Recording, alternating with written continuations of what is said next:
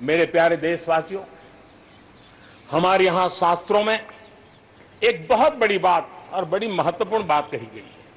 हमारे यहां शास्त्रों में कहा गया है, सामर्थ्य मूलम स्वातंत्रम, सामर्थ्य मूलम स्वातंत्रम, श्रम मूलम च वैभवम, श्रम मूलम च वैभवम।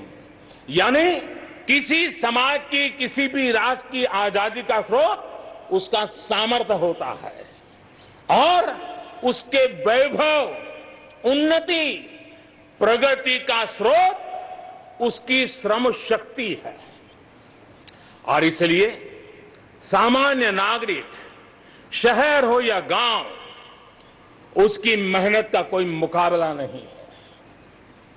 मेहनत का समाज को जब सुविधाएं मिलती है, जीवन का संघर्ष, रोजमर्रा की मुसीबतें कम होती है, तो उसकी ऊर्जा, उसकी शक्ति बहुत खिल उठती है, बड़े कमाल करके देती है।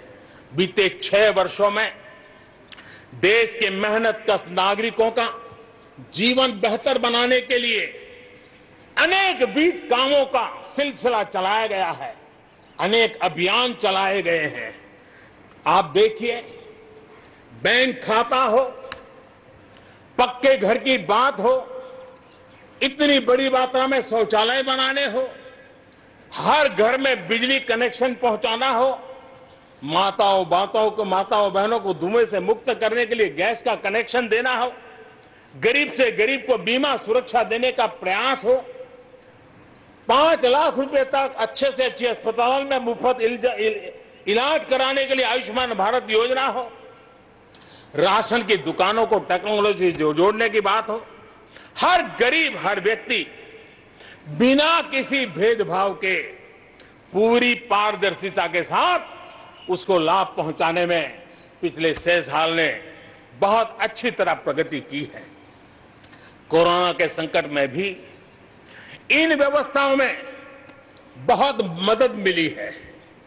इस दौरान करोड़ों गरीब परिवारों को मुफ्त गैस सिलेंडर पहुंचना, राशन कार्ड हो या न हो, 80 करोड़ से ज्यादा मेरे देशवासियों को उनके घर का चूल्हा जलता रहे, 80 करोड़ देशवासियों को मुफ्त में अनाज पहुंचाने का काम हो, 90,000 करोड़ रुपए से ज्यादा सीधे बैंक खाते में पैसे ट्रांसफर हो।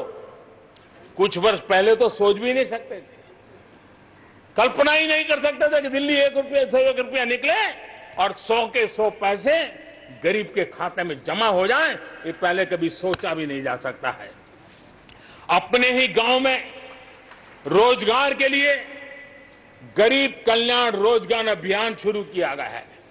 श्रमिक साथी खुद को रीस्किल करे, अपस्किल करे, इस पर विश्वास करते हुए, श्रम शक्ति पे भरोसा करते हुए, गांव के संसाधनों पर भरोसा करते हुए, हम वोकल फॉर लोकल को बल देते हुए, रीस्किल, अपस्किल के द्वारा हम हमारे देश की श्रम शक्ति को, हमारे गरीबों को एम्पावर करने की दिशा में हम काम कर रहे हैं। शहर में हमारे जो श्रमिक हैं, क्योंकि आर्थिक गतिविधि का केंद्र शहर है, गांव से लोग दूर दूर से शहरों में आते हैं। स्ट्रीट वेंडर्स हो, रेडी पट्टी वाले लोग हो, आज बैंकों से उनको सीधा पैसा देने की योजना चल रही है।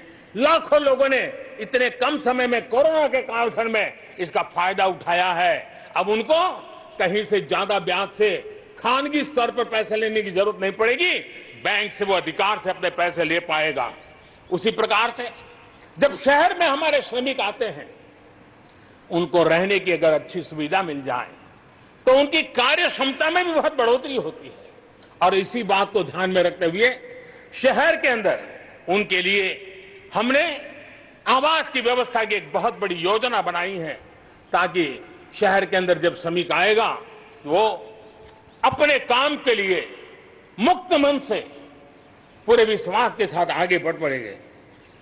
मेरे प्यारे देशवासियों, ये भी सही है कि विकास की इस यात्रा में भी हमने देखा है जैसे समाज जीवन में कुछ तबके पीछे रह जाते हैं, गरीबी से बाहर निकल नहीं पाते हैं, वैसे राष्ट्र जीवन में भी कुछ क्षेत्र होते हैं, कुछ भूभाग होते हैं, कुछ इलाके होते हैं जो पीछे रह जाते हैं। आत्मनिर्भर भारत बनाने के लिए हमारे लिए संतुलित विकास बहुत आवश्यक है और हमने 110 से ज्यादा आकांक्षी जिले आइडेंटिफाई किए हैं। उन 110 जिले जो एवरेज से भी पीछे हैं, उनको राज्य की और राष्ट्र की एवरेज तक ले आना है। सभी पैरामीटर में लेता है।